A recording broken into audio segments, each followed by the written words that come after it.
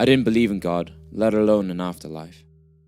But that belief quickly changed one evening in 1977. I was monitoring a patient of mine, a guy aged 40, whilst he carried out an ECG stress test. There and then, in my office, he had a cardiac arrest and dropped dead to the floor. 3 nurses rushed in and began CPR, whilst I started external heart massage, but it wouldn't maintain its own beat.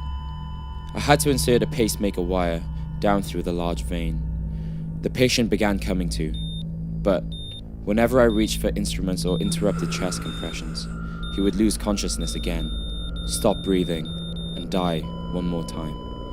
But the terrifying thing was this.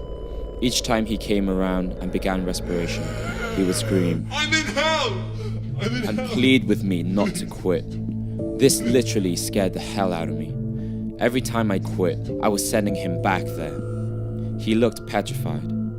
After this happened a few times, I dismissed his complaint and told him to keep his hell to himself until I was finished fitting the pacemaker. But the man was beyond serious. How do I stay out of hell? Pray for me. Pray for him? I thought. I was a doctor, not a preacher.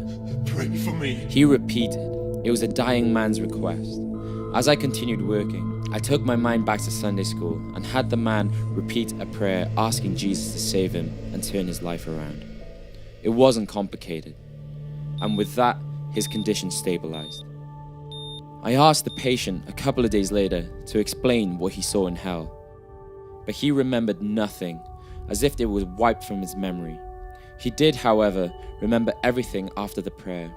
Seeing us work on his body, a pleasurable experience of brilliant light, lush vegetation in a narrow valley, and meeting his deceased family, his stepmother and birth mother, who had died when he was just 15 months old. The whole experience changed everything I ever believed.